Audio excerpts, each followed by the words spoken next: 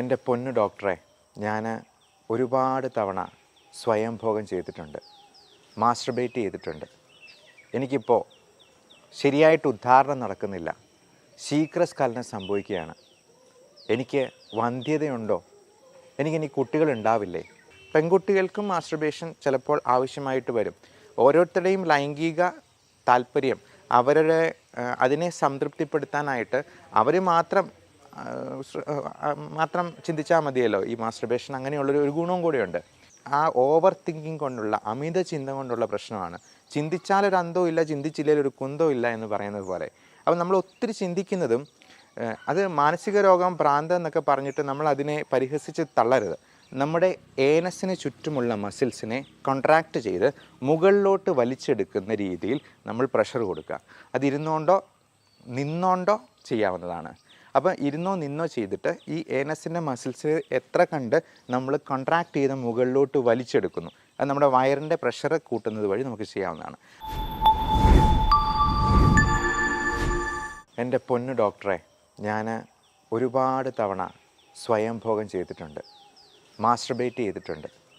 എനിക്കിപ്പോൾ ശരിയായിട്ട് ഉദ്ധാരണം നടക്കുന്നില്ല, ശീഘ്രസ്ഖലനം സംഭവിക്കുകയാണ്. എനിക്ക് വന്ധ്യതയുണ്ടോ? എനിക്കിനി കുട്ടികളുണ്ടാവില്ലേ?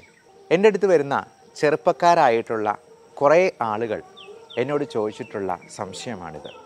സ്വയംഭോഗം അഥവാ മാസ്റ്റർബേഷൻ വന്ധ്യതയ്ക്ക് കാരണമാകുമോ? ആ പേര് കേൾക്കുമ്പോൾ തന്നെ ആളുകൾക്കൊരു ചളുപ്പാണ്. ഡോക്ടർമാരോട് ചോദിക്കാൻ ആകെ മൊത്തം ഒരു മടിയാണ്. അവരെന്താ വിചാരിക്കുക? ഡോക്ടർമാർക്കാണെങ്കിൽ അതിലേറെ മടിയാണ്. മാസ്റ്റർബേഷൻ എന്നതിനെക്കുറിച്ച് സംസാരിക്കാൻ, അഡ്രസ്സ് ചെയ്യാൻ ഒത്തിരി ഡോക്ടർമാരും തയ്യാറാവുന്നില്ല എന്നുള്ളതാണ്. അങ്ങനെ മടിച്ച് ചില സുഹൃത്തുക്കൾ എൻ്റെ അടുത്ത് വന്ന് ചോദിക്കാറുണ്ട്, ഇതൊരു പ്രശ്നമാണോ ഡോക്ടറെ എന്ന്. എൻ്റെ അടുത്ത് വരുന്ന രോഗികളോട്, ഇനി വരാൻ പോകുന്ന എൻ്റെ സുഹൃത്തുക്കളോട് ഞാൻ പറയുകയാണ്, നിങ്ങൾക്ക് ഇങ്ങനെയുള്ള കാര്യങ്ങൾ ചോദിക്കാനായിട്ട് യാതൊരു മടിയും വെക്കേണ്ട, അതിന് യാതൊരു ചമ്മലും വേണ്ട. എന്നെ നിങ്ങളുടെ ഒരു സഹോദരനായിട്ടോ സുഹൃത്തായിട്ടോ മാത്രം കണ്ടാൽ മതി. എന്നോട് ചോദിക്കാനുള്ള കാര്യങ്ങൾ യാതൊരു ചമ്മലും കൂടാതെ നിങ്ങൾക്കറിയാവുന്ന ഭാഷയിൽ വ്യക്തമായിട്ട് തന്നെ ചോദിച്ചോളൂ. അതിന് യാതൊരു തടസ്സവും ഇല്ല എന്നുള്ളതാണ് കാര്യം. എനിക്കും ഇതിനകത്ത് യാതൊരു ചമ്മലോ മടിയോ വെക്കരുത് എന്ന് സ്വയം നിർബന്ധമുള്ള ആളാണ്. ഒറ്റ വാക്യത്തിൽ ഉത്തരം പറയട്ടെ. സ്വയംഭോഗം എന്ന് പറയുന്നത് എല്ലാ വ്യക്തികൾക്കും ഒരു പ്രായം കഴിയുമ്പോൾ തനിയെ ചെയ്യുന്ന ഒരു പ്രക്രിയ തന്നെയാണ്. ഒരിക്കലും മാസ്റ്റർബേഷൻ കൊണ്ട് നമുക്ക് വന്ധ്യത ഉണ്ടാവില്ല. നമ്മൾ മൃഗങ്ങളെ എടുത്തെന്നാൽ, അല്ലെങ്കിൽ കൊച്ചു കുട്ടികളെ എടുത്തെന്നാൽ പോലും അവരുടെ ലൈംഗിക അവയവം കുഞ്ഞ് ലിംഗമാണെങ്കിലും അവിടെ ഒന്ന് പരിശോധിച്ച് നോക്കുന്നത് കാണാം. ചിലപ്പോൾ അവിടെ എന്തൊക്കെയാണ് പ്രശ്നം, എന്തൊക്കെയാണ് അതിൻ്റെ ഒരു കൗതുകത്തിന് അവൻ എന്തൊക്കെയാണെന്നുള്ളതൊന്ന് നോക്കി ചിലപ്പോൾ അതേ പിടിച്ച് വലിച്ച് ഒക്കെ ഇങ്ങനെ ഓടി നടക്കുന്നതൊക്കെ കാണാറുണ്ട് കൊച്ചുകുട്ടികളുടെ ഇടയിൽ. മൃഗങ്ങളാണെങ്കിൽ പോലും ചിലപ്പോൾ ഇണയെ മാസ്റ്റർബേറ്റ് ചെയ്ത് കൊടുക്കുന്നത്, അല്ലെങ്കിൽ അവിടെ പോയി മണത്ത് നോക്കുകയോ നക്കി നോക്കുകയോ ഒക്കെ ചെയ്യുന്നത് മൃഗങ്ങളിലും കാണാറുണ്ട്. അപ്പം ഇതൊക്കെ പറയാനൊക്കെ നമുക്കൊരു ചളുപ്പുണ്ട്, ഒരു ചമ്മലുണ്ട്. ഞാൻ ആ ചമ്മലൊന്നും ഇല്ലാതെ തുറന്ന് സംസാരിക്കുകയാണ്. അപ്പം മൃഗങ്ങളിലുള്ള ഒരു സ്വാഭാവിക ചോദനയുടെ, പ്രകൃതിയിൽ തന്നെയുള്ള ഒരു സാധാരണ രീതിയുടെ ഒരു പ്രതിഫലനമാണ് നമ്മുടെ ഈ മാസ്റ്റർബേഷൻ. പിന്നെ സ്മാർട്ട് ഫോണൊക്കെ വന്നു കഴിഞ്ഞപ്പോഴത്തേക്കും നമ്മൾ ചിലപ്പോൾ പോൺ ഫിലിംസൊക്കെ കണ്ടുകൊണ്ട് മാസ്റ്റർബേറ്റ് ചെയ്യും, അല്ലെ അതുപോലത്തെ പടങ്ങൾ കണ്ടുകൊണ്ട് നമുക്ക് ഇഷ്ടമുള്ള ഒരാളെ കാണുമ്പോഴത്തേക്കും അയാളെ മനസ്സിൽ ധ്യാനിച്ചുകൊണ്ട് ചിലപ്പോൾ മാസ്റ്റർബേറ്റ് ചെയ്തിരിക്കും. അത് ആൺകുട്ടികളും പെൺകുട്ടികളും മാസ്റ്റർബേറ്റ് ചെയ്യുന്നുണ്ട്. പെൺകുട്ടികൾക്കും മാസ്റ്റർബേഷൻ ചിലപ്പോൾ ആവശ്യമായിട്ട് വരും. ഓരോരുത്തരുടെയും ലൈംഗിക താല്പര്യം അവരുടെ അതിനെ സംതൃപ്തിപ്പെടുത്താനായിട്ട് അവർ മാത്രം ചിന്തിച്ചാൽ മതിയല്ലോ. ഈ മാസ്റ്റർബേഷൻ അങ്ങനെയുള്ളൊരു ഗുണവും കൂടിയുണ്ട്. ഇപ്പോൾ നമ്മുടെ നാട്ടിലൊക്കെ എന്ന് പറഞ്ഞാൽ മറ്റൊരാളുടെ കൂടെ കപട സദാചാരവാദികളുടെ ഒരു ക്യാപിറ്റലാണ് നമ്മുടെ നാട്. അത് നോർത്തിലോട്ട് പോയി കഴിഞ്ഞാൽ കുറച്ചുകൂടെ കൂടും. ഒരു ഭർത്താവും ഭാര്യയും കൂടെ ഒരു പൊതുസ്ഥലത്തൊന്ന് കെട്ടിപ്പിടിച്ച് ഉമ്മ കൊടുത്തു എന്ന് പറഞ്ഞിട്ട് അവരെ ഉപദ്രവിക്കാൻ പോയിട്ടുള്ള നാട്ടുകാരാണ് നമ്മുടേത്. അപ്പോൾ അങ്ങനെയുള്ളപ്പോൾ പലപ്പോഴും മാസ്റ്റർബേഷൻ കൂടി ഇല്ലെന്നുണ്ടെങ്കിൽ മനുഷ്യർ സെക്ഷലി ഫ്രസ്ട്രേറ്റഡ് ആയി പോവുകയാണ് ചെയ്യുന്നത്. ഇനി അത് എപ്പോഴാണ് അപകടകരമായിട്ടുള്ള രീതിയിലേക്ക് മാറിപ്പോവുക എന്ന് പറയാം. പലപ്പോഴും പല തരത്തിലുള്ള മാനസിക പ്രശ്നങ്ങളുള്ളവർക്കും ഈ സെക്ഷുവലായിട്ടുള്ള ഫീലിങ്സ് അത് പ്രോപ്പറായിട്ടുണ്ടാവുന്നുണ്ടോ, എനിക്കെന്തെങ്കിലും പ്രശ്നമുണ്ടോ, എന്തെങ്കിലും കുഴപ്പങ്ങളുണ്ടോ എന്നിങ്ങനെ കൂടുതലായിട്ട് ചിന്തിച്ചുകൊണ്ടിരിക്കും. ഓവർ ആങ്സൈറ്റിയും അതിൻ്റെ കൂടെ ഉണ്ടാകുന്ന ഡിപ്രഷനും ചിലപ്പോൾ കുറച്ച് ബൈപ്പോളാറും ഒക്കെ ഉണ്ടെന്നുണ്ടെങ്കിൽ ഈ ഒരു കാര്യത്തെപ്പറ്റി ഭയങ്കരമായിട്ട് അവർ ചിന്തിക്കും.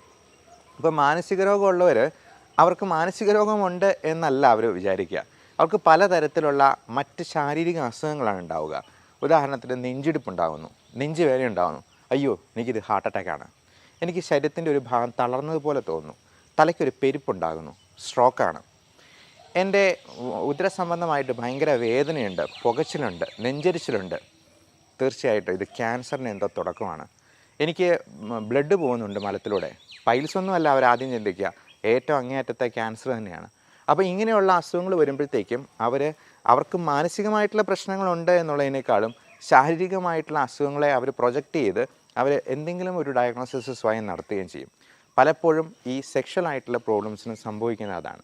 ഇനി ചില ആൾക്കാരിൽ പല അസുഖങ്ങൾ കൊണ്ട് ഈ ശീഘ്രസ്ഖലനവും ഉദ്ധാരണക്കുറവും ഉണ്ടാകാറുണ്ട്. അത് ഡയബറ്റിസ് പോലുള്ള അസുഖങ്ങളോ സ്മോക്കിംഗ് കൊണ്ടോ അല്ലെങ്കിൽ ബാക്കിയുള്ള മെറ്റബോളിക് സിൻഡ്രോംസും കൊണ്ടോ ഈവൻ സ്ലീപ്പ് അപ്നിയ കൂർക്കം വലിയായിട്ട് തുടങ്ങുന്ന അസുഖം പോലും ലൈംഗിക ശേഷിക്കുറവുണ്ടാവും. അത് ആ ഹോർമോണിൽ ഉണ്ടാകുന്ന ഇംബാലൻസ് ഒക്കെയാണ്. അപ്പോൾ നമ്മൾ പലപ്പോഴും ഇങ്ങനെ ഉള്ള പ്രശ്നങ്ങളായിട്ട് വരുന്ന ആൾക്കാർക്ക് ഇതെല്ലാം ടെസ്റ്റ് ചെയ്ത് നോക്കും. ടെസ്റ്റോസ്റ്ററോൺ ലെവൽ നോക്കും, അൾട്രാസൗണ്ട് സ്കാന്, ടെസ്റ്റിസിൻ്റെ സ്കാന്, സ്ക്രോട്ടം നോക്കും, അതിൽ ടെസ്റ്റിസിൻ്റെ വലിപ്പം നീളം എല്ലാം കറക്റ്റാണോ എന്ന് നോക്കും. ചിലരൊക്കെ പ്രൊട്രാക്ടറൊക്കെ വെച്ച് അവരുടെ ആംഗിളൊക്കെ അങ്ങോട്ടും ഇങ്ങോട്ടും ചെരിഞ്ഞിരിക്കുന്നു എന്നൊക്കെ പറഞ്ഞു വരാറുണ്ട്. കാര്യം ഇതിനെപ്പറ്റി ഭയങ്കരമായിട്ടുള്ള ഓവർ തിങ്കിങ് അവർ കൊടുക്കുകയാണ്, അവർ തന്നെ ചെയ്യുവാണ്. അപ്പം സ്കെയിൽ വെച്ചിട്ട് മെഷർ ചെയ്തിട്ട് എനിക്ക് ഇത്ര സെൻറ്റിമീറ്ററേ ഉള്ളൂ വലിപ്പം, അല്ലെങ്കിൽ ഇത്ര ഡിഗ്രിയിൽ ചെരിഞ്ഞിരിക്കുന്നത്. പുരുഷലിംഗം എന്ന് പറയുന്നത് സ്വാഭാവികമായിട്ടും ഒരല്പം ചെരിഞ്ഞാണ് ഇരിക്കുന്നത്. അത് ആദ്യമേ തന്നെ മനസ്സിലാക്കുക. മാത്രമല്ല ഇതിൻ്റെ വണ്ണത്തിലോ എണ്ണത്തിലോ അല്ലെങ്കിൽ നീളത്തിലോ ഒന്നുമല്ല. നമ്മളിപ്പോൾ ആഫ്രിക്കക്കാരൻ്റെ ലിംഗവുമായിട്ട് നമ്മൾ കമ്പയർ ചെയ്യേണ്ട ആവശ്യമൊന്നുമില്ല. കാരണം നമ്മുടെ ലിംഗത്തിൻ്റെ ശക്തിയോ അല്ലെങ്കിൽ അതിൻ്റെ നീളമോ ഒന്നുമല്ല ഇതിനകത്ത് ഏറ്റവും കാര്യമായിട്ടുള്ളത്. നമ്മൾ അതിന് കൊടുക്കാനുള്ളൊരു മനസ്സാണ്. അപ്പോൾ ഈ മനസ്സുണ്ടെന്നുണ്ടെങ്കിൽ നമുക്ക് ചലനശേഷിയുള്ള ഒരു വിരൽ മാത്രം മതി നമ്മുടെ ഇണയെ സംതൃപ്തിപ്പെടുത്താൻ. കഴിഞ്ഞ ദിവസം വന്നൊരു പേഷ്യൻറ്റും വൈഫും കൂടിയാണ് വന്നത്. അദ്ദേഹം ഇങ്ങനെ നിരന്തരം എനിക്ക് അത് പറ്റുന്നുണ്ടോ എന്നിങ്ങനെ, എനിക്ക് എന്തോ പ്രശ്നമുണ്ടെന്ന് ഇങ്ങനെ കോംപ്ലക്സ് വെച്ചുകൊണ്ടിരിക്കുകയാണ്. അപ്പോൾ ഭാര്യ സൈഡിലിരുന്ന് ഇടയ്ക്കൊന്ന് ചെറുതായിട്ട് ചിരിക്കുകയൊക്കെ ചെയ്യുന്നുണ്ട്. അപ്പം പലരോട് ചോദിച്ചു എന്തിനാ ചിരിക്കുന്നത്, പരിഹസിക്കാൻ പാടില്ല എന്ന് പറഞ്ഞപ്പോഴത്തേക്കും ഭാര്യ പറഞ്ഞു, എൻ്റെ ഡോക്ടറെ ഞാൻ പറഞ്ഞതാ ഒരു കുഴപ്പവും ഇല്ല, ഒരു പ്രശ്നവും ഇല്ല ആൾക്ക്, പക്ഷേ ആൾക്ക് അത് പോരാന്ന് ഇങ്ങനെ തോന്നുന്നത്. എൻ്റെ അടുത്ത് എപ്പോഴും ചോദിച്ച് എന്നെ കൂടി ടെൻഷൻ ആക്കുക, എനിക്കും ഭ്രാന്ത് പിടിക്കുന്ന, കല്യാണം കഴിഞ്ഞിട്ട് 1 മാസം ആയുള്ളൂ. അപ്പോൾ അന്നേരത്തിനും ഭാര്യയും കൂടി ആകെ മനസ്സുമടുത്ത് പോവുകയാണ്. അപ്പം ഭാര്യയ്ക്ക് ചിലപ്പോൾ എപ്പോഴും ഇത് വേണം എന്നും ചെയ്യാനായിട്ട് നോക്കും, സെക്സ് ചെയ്യാനായിട്ട് നോക്കും, എന്നാൽ അത് പരാജയം അടയുകയാണ്. വീണ്ടും അയാൾക്ക് സ്വയം എന്തോ പ്രശ്നമുണ്ടെന്ന് ഇങ്ങനെ കോംപ്ലക്സ് തോന്നിക്കൊണ്ടിരിക്കുകയാണ്. ശരിക്കും ആ ഓവർ തിങ്കിങ് കൊണ്ടുള്ള അമിത ചിന്ത കൊണ്ടുള്ള പ്രശ്നമാണ്. ചിന്തിച്ചാലൊരു അന്തവും ഇല്ല, ചിന്തിച്ചില്ലെങ്കിൽ ഒരു കുന്തവും ഇല്ല എന്ന് പറയുന്നത് പോലെ. അപ്പം നമ്മൾ ഒത്തിരി ചിന്തിക്കുന്നതും അത് മാനസിക രോഗം, ഭ്രാന്ത് എന്നൊക്കെ പറഞ്ഞിട്ട് നമ്മൾ അതിനെ പരിഹസിച്ച് തള്ളരുത്. നമുക്ക് എല്ലാവർക്കും ജലദോഷം വരുന്ന പോലെ, പനി വരുന്നത് പോലെ നമുക്ക് എല്ലാവർക്കും ഈ പറയുന്ന പ്രശ്നങ്ങളൊക്കെ ഉണ്ടാകും. ഓവർ തിങ്കിങ് നമുക്ക് എല്ലാവർക്കും ഉള്ളതാണ്. അപ്പോൾ അതിനെ കണ്ടെത്തി കറക്റ്റ് സമയത്ത് അതിനെ ചികിത്സ കൊടുത്തില്ലെന്നുണ്ടെങ്കിൽ ചിലപ്പോൾ അത് വലിയ പ്രശ്നങ്ങളിലേക്ക് നയിക്കപ്പെടും. അതുകൊണ്ട് അതിനൊന്നും നമ്മൾ മടി കാണിച്ച് നിൽക്കാതെ, പുറംതിരിഞ്ഞ് നിൽക്കാതെ അതിന് കൃത്യമായിട്ടൊരു എക്സ്പേർട്ട് ഡോക്ടറിൻ്റെ അടുത്ത് പോയി ചികിത്സ തേടുക. ഇങ്ങനെയുള്ള കാര്യങ്ങൾ തുറന്ന് സംസാരിക്കാവുന്ന, നിങ്ങൾക്ക് ഒരു സുഹൃത്തെന്ന് തോന്നാവുന്ന, ഒരു സഹോദരനെന്ന് തോന്നാവുന്ന ഒരു ഡോക്ടറിനെ, അല്ലെങ്കിൽ ഒരു പെങ്ങളെ പോലെ കണ്ട് സംസാരിക്കാൻ പറ്റുന്ന ഡോക്ടറെ കണ്ടുപിടിച്ച് അവരുടെ അടുത്ത് പോയി ട്രീറ്റ്മെൻറ്റ് എടുക്കുക. ഇപ്പം ഗൈനക്കോളജിസ്റ്റിൻ്റെ അടുത്താണെങ്കിലും നമുക്ക് പലപ്പോഴും ആണുങ്ങളുടെ കാര്യങ്ങൾ വ്യക്തമായിട്ട് തുറന്ന് പറയാൻ പറ്റില്ല. അപ്പം ഈ ഒരു മേഖല ഒരുപാട് ചൂഷണം ചെയ്യപ്പെടുന്ന ഒരു വേദി കൂടിയാണ്. അതിന് ആയുർവേദത്തിൻ്റെ ലേബലിൽ വരുന്ന പല മരുന്നുകളും വിപണിയിലുണ്ട്. അതിൻ്റെ ശക്തി കൂട്ടും, അതിൻ്റെ വലിപ്പം കൂട്ടും എന്നൊക്കെ അവകാശപ്പെടുന്ന പലതരത്തിലുള്ള മെഷീനും എണ്ണയും ലേപനും എന്നില്ല. എല്ലാ തരത്തിലുള്ള ചൂഷണങ്ങളും ഈ പറയുന്ന പ്രശ്നങ്ങൾക്ക് ഒരു വേദിയാവുന്നുണ്ട്. അതുകൊണ്ട് നമ്മൾ ഇതിന് ശാസ്ത്രീയമായ ചികിത്സ സ്വീകരിക്കാനായിട്ട് എല്ലാവരും ശ്രദ്ധിക്കുക. മാത്രമല്ല ഇതുപോലുള്ള ഓവർ തിങ്കിങ് മൂലമുള്ള ആങ്സൈറ്റി പ്രശ്നങ്ങളെല്ലാം ഒരു ചെറിയ മരുന്ന് കഴിച്ചാൽ തന്നെ അത് വളരെ ക്ലിയർ ആയിട്ട് കിട്ടുകയും ചെയ്യും. ഇനി യാതൊരു സൈഡ് ഇഫക്റ്റും ഇല്ലാത്ത ഇതിനുള്ള സപ്ലിമെൻറ്റ്സ് ഉണ്ട്. നിങ്ങൾക്ക് ഗൂഗിളിൽ ഒന്ന് സെർച്ച് ചെയ്ത് നോക്കാവുന്നതാണ്. L-ആർജിനിൻ എന്നൊരു പേര്. L-ആർജിനിൻ എന്ന് പറയുന്നത് നമ്മുടെ പ്രോട്ടീൻസിൻ്റെ ബിൽഡിംഗ് ബ്ലോക്കാണ്. നമ്മൾ അത് പൗഡർ ഫോമിൽ കിട്ടും, സാഷെ ഫോമിൽ കിട്ടും. അതിന് സ്വല്പം വില കൂടുതലുണ്ട്. അപ്പോൾ എല്ലാ ദിവസവും നമ്മൾ ഇതിൻ്റെ സാഷെ ആയിട്ട് ഇതിൻ്റെ കൂടെ കുറച്ച് വൈറ്റമിൻസും സപ്ലിമെൻറ്റ്സും എല്ലാം കൂടെ ചേർത്ത് ഈ ലൈംഗിക ഉത്തേജനത്തിന് വേണ്ടി തന്നെയുള്ള പ്രത്യേക തരത്തിലുള്ള മോഡേൺ മെഡിസിനാണത്. അപ്പോൾ ഈ L-arginine ചെയ്യുന്നത് എന്താണെന്ന് വെച്ചാൽ പ്രോട്ടീൻ ബിൽഡ് ചെയ്യുകയാണ് ചെയ്യുക. അപ്പം പലപ്പോഴും ഇതിൻ്റെ വലിപ്പം കൂടാനായിട്ടും ഇതിൻ്റെ ശക്തി കൂടാനായിട്ടും ഇപ്പം പല ആളുകൾക്കും പറയാനുണ്ട് ഭയങ്കര ഫെറ്റീഗാണ്, ക്ഷീണമാണ്. ഇത് ഒരെണ്ണം കഴിക്കുമ്പോഴത്തേക്കും തന്നെ നമുക്ക് ആ ക്ഷീണം അങ്ങ് മാറ്റിയെടുക്കാൻ പറ്റും. അതിന് യാതൊരു സൈഡ് ഇഫക്റ്റും ഇല്ല. നമുക്ക് പ്രോട്ടീൻ ഉണ്ടാകും, നമ്മൾ മുട്ട കഴിക്കുന്ന പോലെ തന്നെയാണ്. അതുപോലെ പലതരത്തിലുള്ള വ്യായാമങ്ങളുണ്ട്, എക്സസൈസ് ഉണ്ട്. കിഗൽ എക്സസൈസ് എന്ന് പറയും. ഇപ്പം ആണുങ്ങൾക്ക് അതിന് കിഗൽ എക്സസൈസ് ചെയ്യുന്നത് വഴി നമുക്ക് അതിൻ്റെ ഉദ്ധാരണക്കുറവും ശീഘ്രസ്ഖലനവും നമുക്ക് ഒരു പരിധി വരെ പരിഹരിക്കാൻ പറ്റും. ഈ കിഗൽ എക്സസൈസ് എന്താണ് എന്നുള്ളത് ലഘുവായിട്ട് നമുക്കൊന്ന് പറയാം. അതായത് ഒരു പുരുഷൻ രാവിലെ എണീക്കുമ്പോഴത്തേക്കും ഉദ്ധാരണം സംഭവിച്ചു നിൽക്കുന്ന ലിംഗത്തിൽ നമ്മൾ മൂത്രം ഒഴിക്കാൻ വേണ്ടി നമ്മൾ കൊടുക്കുന്ന ഒരു പ്രത്യേകതരം പ്രഷറുണ്ട്. ആ പ്രഷർ കൊടുക്കുന്ന എക്സസൈസിനെയാണ് കിഗൽ എന്ന് പറയുന്നത്.